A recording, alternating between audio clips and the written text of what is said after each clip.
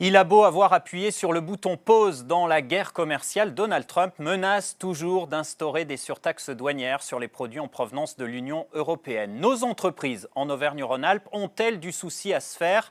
Comment l'Union européenne peut-elle répliquer ? Nous ouvrons le débat ce dimanche avec notre invité Pierre Jouvet, député européen drômois et figure montante du Parti socialiste. Il sera donc aussi question dans cette émission de l'avenir du PS à un mois du Congrès. Bienvenue dans Dimanche en politique.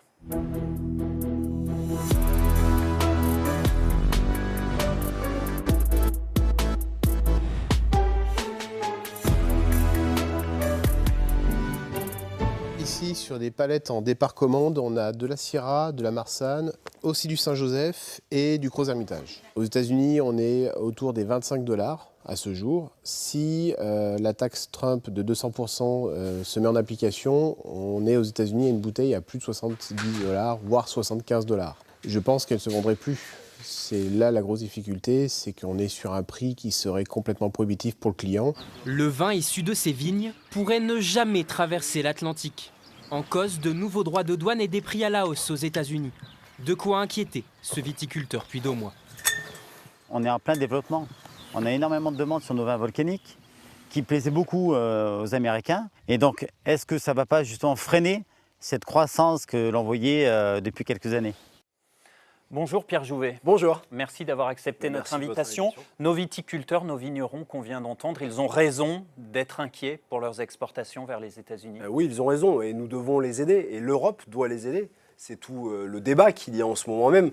On voit Donald Trump qui, par ses excès, par finalement cette folie de guerre commerciale qu'il essaye de mettre en œuvre, veut assécher le reste des économies et nous devons répliquer de manière forte parce que nous avons de quoi répondre. Ça va faire des dégâts économiques, cette guerre des taxes. Au-delà des viticulteurs, il y a dans notre région d'autres secteurs qui risquent gros dans cette affaire ? Ah oui, tous les secteurs qui exportent vers les États-Unis risquent très gros et c'est bien le risque. Et c'est la raison pour laquelle l'Europe, qui est la seule à pouvoir répondre face à Donald Trump, doit réagir de manière forte pour protéger nos entreprises. Et ça, c'est une priorité politique centrale sur laquelle nous nous battons. On va parler de la riposte de l'Union européenne. Si ces taxes sont mises en place, on va d'abord rappeler que Donald Trump, qu'on voit à l'écran, il a annoncé une surtaxe de 20% sur les produits européens. C'était début avril, puis quelques jours plus tard, il a fait volte-face, revirement face au chaos dans les marchés financiers, la dégringolade des bourses. Ces surtaxes ont finalement été mises en pause et pourraient entrer en vigueur cet été.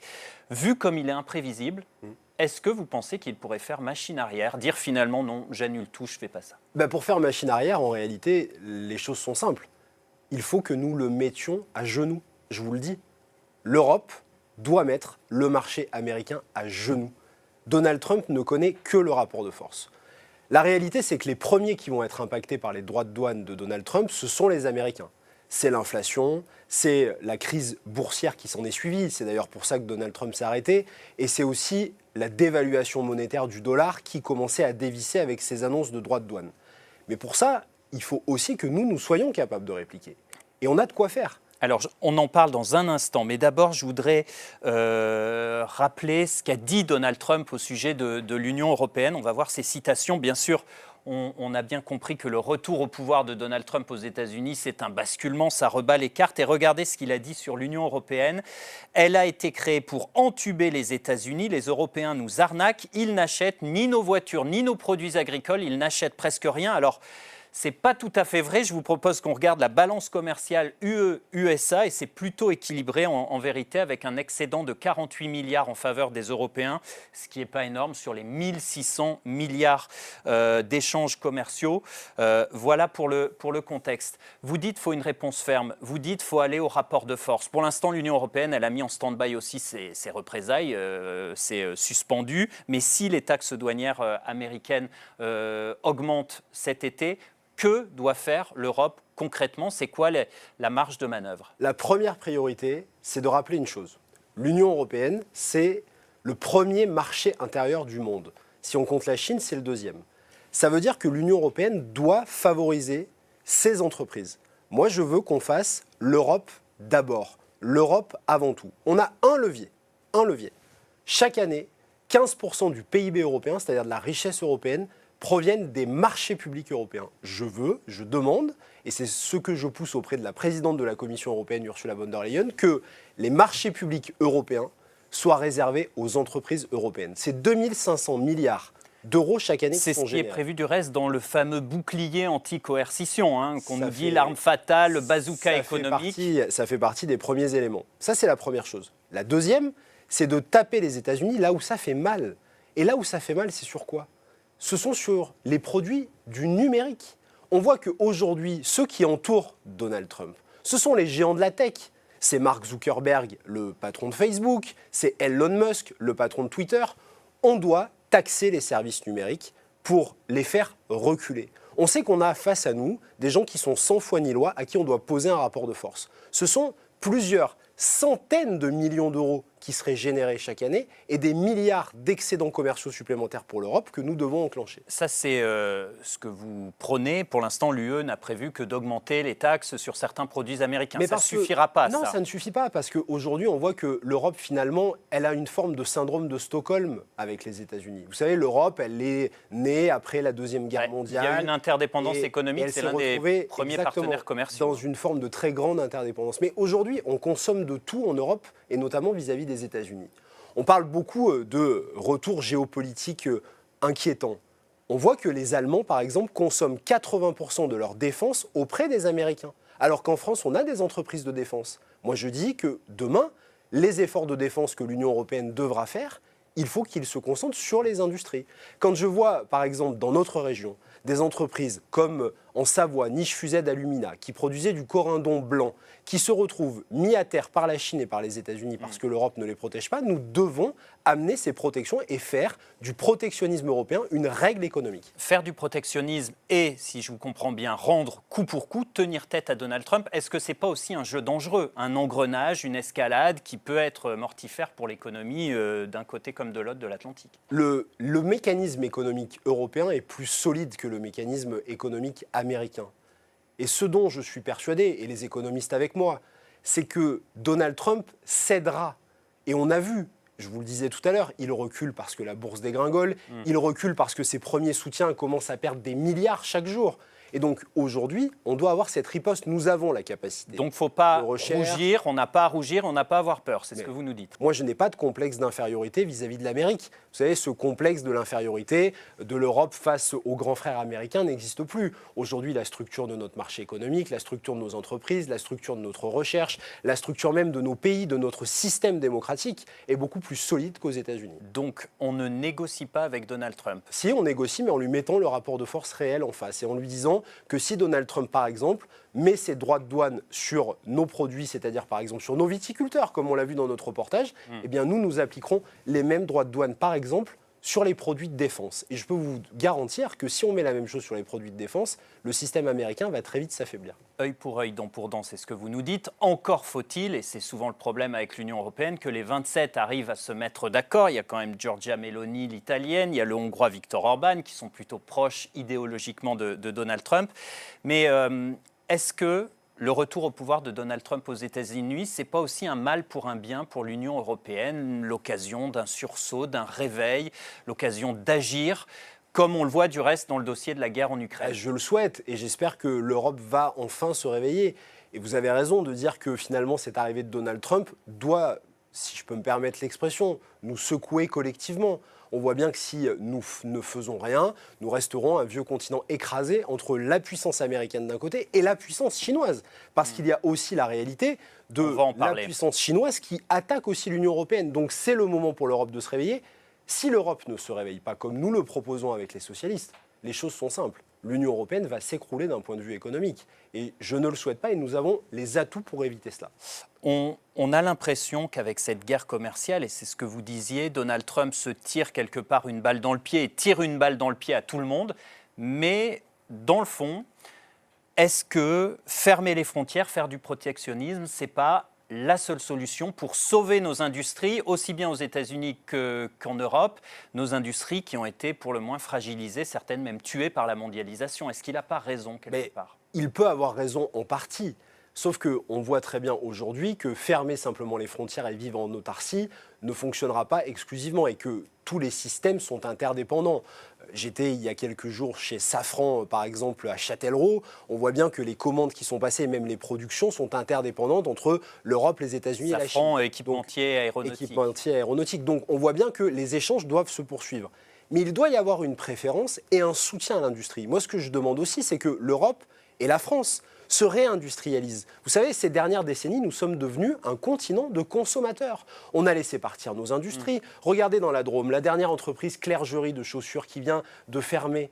Pourquoi ? Parce qu'on s'est dit pendant des années qu'on n'était plus capable de faire de l'industrie. Donc il faut faire du protectionnisme. Oui, il faut faire à la fois copier Donald Trump. Il faut faire du protectionnisme et une réindustrialisation réelle sur des secteurs clés, c'est-à-dire des secteurs liés à la défense, des secteurs liés à la santé, à la transition écologique, parce que nous ne sommes plus capables de produire aujourd'hui suffisamment en Europe et on doit réinstaller cette capacité industrielle que nous avons, et en particulier dans notre région Auvergne-Rhône-Alpes. Il y a aussi une conséquence de cette guerre commerciale mondiale, c'est que le marché européen risque d'être submergé par des produits chinois à prix cassé, évidemment, puisque des flux de marchandises chinois qui étaient destinés aux États-Unis n'auront plus de débouchés là-bas. Et pour les Chinois, les surtaxes douanières n'ont pas été mises en pause. Ça s'applique d'ores et déjà, c'est déjà entré en vigueur. Là aussi, vous dites quoi ? Il faut un bouclier contre ces produits chinois, il faut nous en protéger ?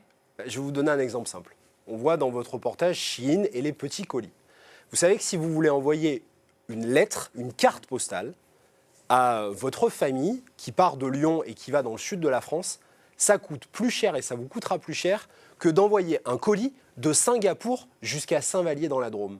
Et moi je dis, mais à un moment, quand est-ce qu'on va arrêter cette commune dont vous avez été maire. 4 milliards de produits qui viennent des plateformes chinoises, Chine, Temu, AliExpress, arrivent sur le marché européen à moins de 150 € et ne sont pas taxés. Vous vous rendez compte ? C'est ce que dit justement le ministre de l'économie, Éric Lombard, qui a dit faire payer aux plateformes chinoises des frais de gestion pour les petites commandes, pour freiner ces importations chinoises. Il dit aussi qu'il faut envisager de supprimer l'exemption des droits de douane pour ces petits colis à moins de 150 €. Donc il y a urgence. Mais c'est impératif. Mais écoutez, ces petits colis, ils ont doublé en un an. Vous aviez 2 milliards de colis qui rentraient sur le marché européen l'année dernière. Vous en avez eu 4 milliards cette année. On ne sait pas où ça s'arrête. Et ça met quoi en péril ? Qu'est-ce qu'on a vu la semaine dernière ? L'entreprise Jennifer en France qui produisait des vêtements, elle a fait faillite. Camailleux, ils ont fait faillite. Casa a fait faillite. Pourquoi ? Parce qu'on ne peut pas être concurrentiel face à une économie qui est subventionnée par le gouvernement chinois de manière volontaire sur des produits à prix cassé qui viennent inonder le marché européen pour tuer nos entreprises. Donc là aussi, on doit réagir à la fois sur l'exemption de ces droits de douane à 150 € et sur des droits de douane qui sont fermes. Vous croyez que les Chinois ils font des cadeaux aux entreprises françaises quand vous devez exporter en Chine ? Jamais de la vie. Les viticulteurs, quand ils doivent importer du vin ou du cognac en Chine, par exemple, ils ont une obligation d'installer des sièges sociaux de ces entreprises-là en Chine. Et nous, on est les grands naïfs de tout ça. Eh bien, ça doit s'arrêter. Dernier chiffre, la balance commerciale Union européenne-Chine, j'ai regardé, c'est 300 milliards € de déficit pour les Européens l'an dernier. Le déficit 3 fois plus grand qu'il y a 10 ans. Pierre Jouvet, je vous propose à présent de parler d'un tout autre sujet, c'est le congrès du Parti socialiste. Les adhérents vont voter le 5 juin pour élire un nouveau chef, Olivier Faure, qui est l'actuel premier secrétaire en poste depuis 2018, est à nouveau candidat à sa succession. L'enjeu, c'est stop ou encore avec Olivier Faure, dont vous êtes l'un des proches. Il a un bon bilan, à vos yeux, vous estimez qu'il a su redresser le PS, parti qu'il avait pris en ruine quasiment après la débâcle de 2017. Il a remis, Olivier Faure, le Parti socialiste au cœur de la gauche. Quand nous avons été élus à la tête du PS avec Olivier Faure en 2018, tous les journalistes, tous les éditorialistes et tous les Français pensaient que le PS était mort et ne demandaient qu'une chose, c'était quel jour aurait lieu l'enterrement. Qu'avons-nous fait depuis avec Olivier Faure ? Nous avons reconstruit pas à pas avec nos partenaires écologistes, communistes. Nous avons reconstruit une doctrine, reconstruit un parti, fait monter une nouvelle génération d'élus et fait qu'aujourd'hui le Parti socialiste est la première force de retour à gauche après une présidentielle calamiteuse avec Anne Hidalgo. Et moi, je dis que nous avons fait la moitié du chemin et que maintenant, nous devons continuer à accélérer cette reconstruction du PS avec Olivier Faure. Pourtant, le Parti socialiste, au niveau local, il y a des élus, des maires, des présidents de département, des présidents de région. Au niveau national, ça pèse pas très lourd. Vous venez de rappeler le score d'Anne Hidalgo, 1,7% à la présidentielle. Mais depuis cet échec d'Anne Hidalgo, nous avons eu un nombre de députés qui a été multiplié par 2. Nous avons aujourd'hui 66 députés. Nous avons le premier groupe de sénateurs de gauche au Sénat. Nous avons la plupart des grandes collectivités locales de ce pays. Nous avons été, avec Raphaël Glucksmann, la première force de gauche aux élections européennes. Et nous voyons qu'aujourd'hui, nous sommes redevenus le cœur de la gauche. Bien sûr qu'il y a encore beaucoup de travail à faire, et ce travail, nous devons le mener et nous devons le poursuivre. Et moi, j'appelle les militantes et les militants à ne pas s'arrêter en si bon chemin, parce qu'avec Olivier Faure, nous avons remis le Parti socialiste sur les rails de la victoire, et nous devons les porter jusqu'à la victoire en 2027. Alors, c'est pas ce que pensent évidemment les opposants à Olivier Faure en interne. Il y a ce congrès du PS, ce sera le mois prochain. Il y a 3 candidats et la nouveauté, c'est que les opposants à Olivier Faure font front commun derrière le maire de Rouen, Nicolas Mayer-Rossignol, qui espère bien prendre sa revanche cette fois et déloger Olivier Faure. Il est soutenu notamment par Hélène Geoffroy, c'est la maire de Vaux-en-Velin. On va l'écouter. Elle dit stop aux alliances avec Jean-Luc Mélenchon et stop à l'effacement du Parti socialiste. Finalement, le Parti socialiste n'a pas réussi à s'affirmer, à porter un projet. Nous nous sommes effacés derrière la France insoumise, ensuite derrière sa stratégie de bruit et de la fureur. Ce congrès, c'est le congrès de l'affirmation des socialistes qui dit que nous allons refaire un grand parti socialiste avec tous nos compagnons de route historiques, toutes celles et ceux qui sont déçus depuis Mélenchon jusqu'à Emmanuel Macron et qui ont besoin d'un parti en ordre de bataille pour gagner des élections. Dernier point, ce que nous avons aussi dit, c'est que s'il y a une dissolution, nous ne referons pas le nouveau Front populaire et nous ne ferons pas d'alliance avec la France insoumise. Voilà ce que dit Hélène Geoffroy. Est-ce que vous ne regrettez pas d'avoir quand même pactisé avec Jean-Luc Mélenchon? Est-ce que ce n'était pas une erreur stratégique? Mais moi, je ne regrette pas d'avoir fait le rassemblement de la gauche et de l'écologie. Et je ne le regretterai jamais. Parce que les femmes et les hommes de gauche dans ce pays, qui voient l'extrême droite à 35% et en cumulé à plus de 40%, qui ne voient plus d'espoir dans une élection présidentielle, moi, je ne regrette pas de voir des femmes et des hommes qui, chaque jour, viennent nous dire qu'avec Olivier Faure, on a remis le Parti socialiste au cœur de la gauche, là où il devait être. Moi, je ne regrette pas. Pourtant, le PS a semblé assez inaudible. Excusez-moi, Olivier Faure s'est fait un peu dévorer par Jean-Luc Mélenchon. Aujourd'hui, nous avons été très clairs sur la question de l'alliance avec Jean-Luc Mélenchon. Jean-Luc Mélenchon, dans ses propos et dans ce qu'il a dit ces derniers mois, a franchi le Rubicon. Et il est évident qu'aujourd'hui, nous ne travaillons plus avec la France insoumise. Mais moi, je ne veux pas désespérer les électeurs de gauche. Mais ça, c'est pas un aveu d'échec de dire stop alors qu'on était copains hier. Ce qui est un aveu d'échec, c'est d'avoir fait 1,7% des voix à l'élection présidentielle avec Anne Hidalgo, qui soutient les opposants d'Olivier Faure, qui ne sont simplement dans une coalition anti-Faure.